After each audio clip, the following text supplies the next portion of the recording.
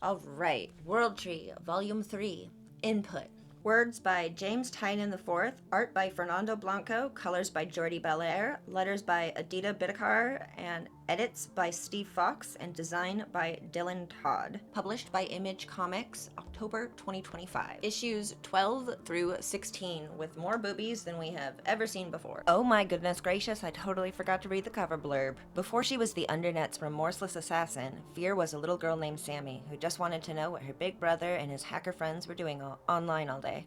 50 years later, the planet is barely hospitable. The Undernet has won. Ellison Lane believes he finally has all the pieces to give humanity another shot at the future, but a terrible angel stands in his way. An angel with tattoos all over her body and a decades-long grudge against the World Tree Gang. We are at 152 pages, so less than Volume 2, and the price point remains at $16.99.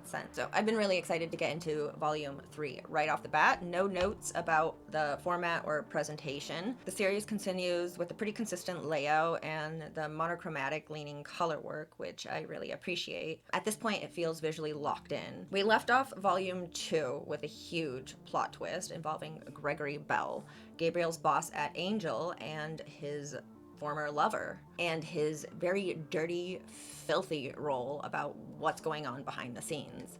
Volume 3 pivots away from the immediate fallout and instead dives into the past of Samara, aka Sammy, aka Fear. So the big question here is, how did Gabriel's little sister become Fear, the destructive hand of the Undernet? So in 1999, we see Sammy's first experience with the Undernet, and it was very different than everybody else's experience. It reminded me a lot of Bird Box, where most people who encounter the entity are driven to self-destruction, but a small percentage are instead chosen or possessed and compelled to share it. Sammy's visions are really intense, and there's glimpses of a brutal alternate reality where evil reigns and people are slaughtering each other, layered with surreal, fragmented imagery. The scenes we're taken through are pretty savage, but also visually really, really striking. I am just obsessed with this. Like, I keep going back and looking at these panels and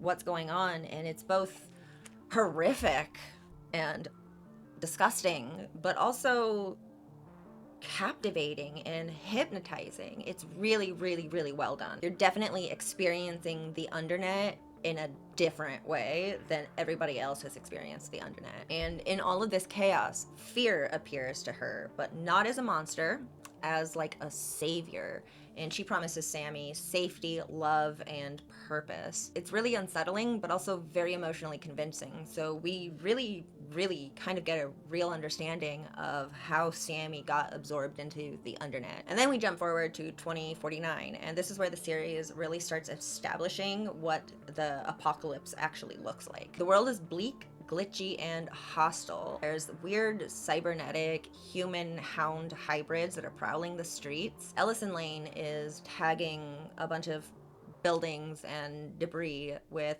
"The truth is on worldtree.net." He's eventually found by a group of punk kids and brought to Yoshi, one of the OG World Tree members. Yoshi has built an underground community to protect a small group of survivors from the Undernet's influence. He's also revealed to be the last remaining member of the original World Tree gang. This is where we find out for sure they failed Gabriel's plan. It's also revealed that Sammy's story isn't just a tragic backstory, it's the missing piece. So understanding what happened to her is essential to understanding how we're gonna put the internet back online and undo all of this damage that the Undernet has caused. We're still missing a big chunk of the story, like how exactly the events of 2024 led to this post-apocalyptic world 25 years later, and that gap hasn't really been filled in yet, but we do know that Gregory Bell plays a huge role in that. After Sammy is institutionalized, because she commits murder after being possessed by the Undernet, Gregory Bell visits her in the facility, and rather than helping,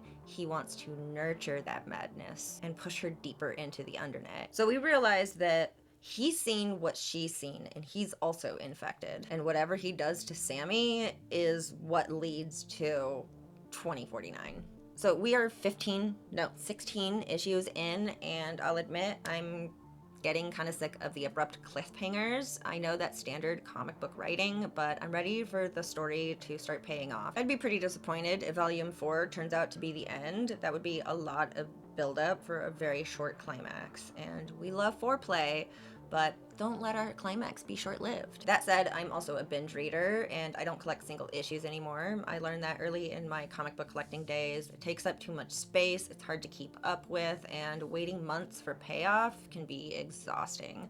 Volumes give me longer, more satisfying reading sessions. All that said, good world building is essential, and assuming this series has a longer runway, I think we're being set up for something really special. One thing I absolutely love and haven't mentioned before at all is the representation of queer characters, especially in the 2049 timeline. These are post-apocalyptic gay kids who never experienced the pre-2024 world. They don't carry the same historical weight of hatred and discrimination, so there's something really special about that. And there's a moment in Yoshi's underground community where, despite everything being destroyed, teenagers are still being teenagers. You know, the awkward, cringy, exploring identity, falling in love.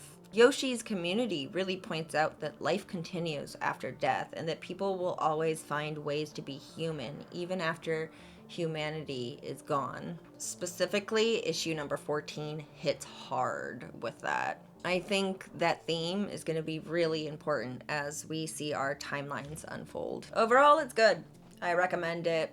I just hope we're nearing the end of the world building phase and moving into deeper story revelations soon. As of now, I'm fully caught up on the World Tree volumes, and I'm definitely looking forward to Volume 4 being released. In the meantime, I've got a full-time job and lots of comics to keep me busy, and I do have some other new books by Image to check out. But I also grabbed a stack of books from Excalibur Comics in Portland, Oregon while I was there, and they look pretty good. Like, here we have Bridge Planet 9.